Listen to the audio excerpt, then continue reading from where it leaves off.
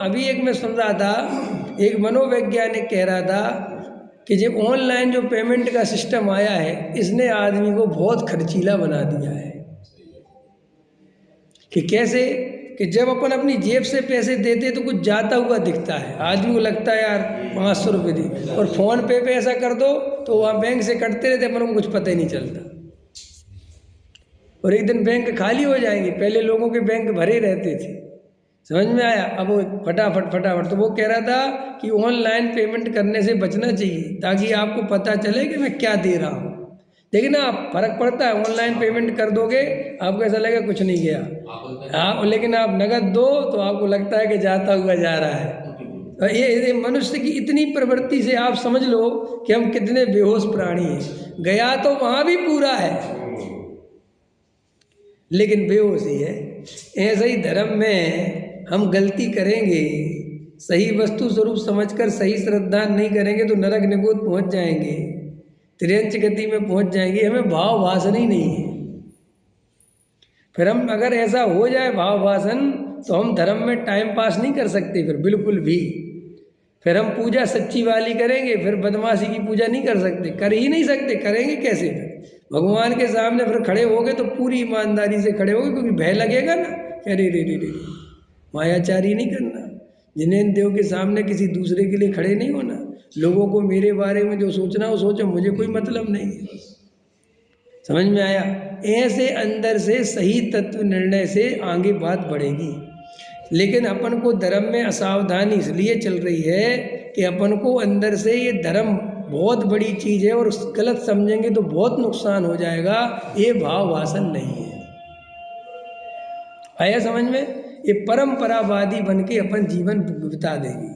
तो देखो क्या कहते हैं कि व्यवहार मोक्ष मार्ग में देव शास्त्र गुरु का अपना स्थान है। व्रतशील संयम का भी अपनी उपयोगिता है। निरर्थक कोई भी चीज नहीं है। क्या कहा मैंने? जगत में कोई भी चीज निरर्थक नहीं है, सबकी सार्थकता है। बस कब उनका जितना उपयोग है उतना करें तब। पकड़ में आया?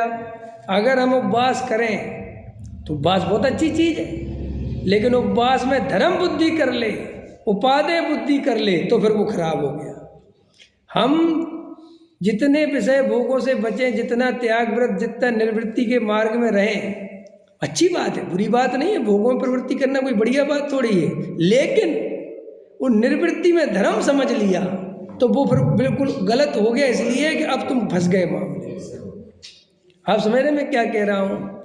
देव शास्त्र गुरु की पूजा भक्ति करना बहुत बढ़िया काम है, लेकिन किस प्रयोजन से करना, किस लिए करना, वो तुम्हें अगर खबर नहीं है तो वो समय बर्बाद हो रहा है और तुम गलत जा रहे हो। और अगर उसमें उपादेय बुद्धि और धर्म बुद्धि हो गई तो फिर वो असली धर्म से वंचित रह जाओगे। तो व्यवहार छोड़ने की बात नहीं है, हमें व्यवहार का अवलंबन जो है भूमिका के अनुसार उसकी उतनी ही उपयोगिता समझना है। हमें ऑटो में बैठना है और उसको छोड़ देना है, हमें ट्रेन में बैठना है और ट्रेन को छोड़ देना है। और शिखर जी में गए तो कमरा लिया तो कमरा अपने नाम पे करवाना है क्या? देखो अपन जब जाते हैं और धर्मशाला वगैरह में और 10 आदमी हो मान के चलो, तो कहते जाओ तुम ले लो कमरा। उसमें कोई कहता नहीं मैं जा रहा लेने, मैं जा रहा, कहते जाओ तुम ले लो। कि नाम अरे किसी का भी लिखा देना, क्योंकि किसी का हो ही नहीं रहा है। लेकिन अगर रजिस्ट्री में जाओ नंद नगरी, और नंद नगरी में कहो कोई भी लिखवा दो यार, कर सकते हो ऐसा? देखो तुम्हें भाव भाषण रहता है कि भाई साहब यहाँ किसी का मत लगवा देना, मर जाएंगे, लेकिन वहाँ किसी का भी लिखा दो, कोई दिक्कत नहीं है, 2 दिन रहना है, कुछ फर्क नहीं पड़ता। देखो ये गजब गजब की दृष्टि, कितनी गजब गजब की चीज़ है। अंदर से पूरा होश रहता है। बताओ यहाँ भी होश पड़ा है। यहाँ कहता कोई नहीं पंडित जी, हम नहीं तुम इनको सुना देना स्वाध्याय,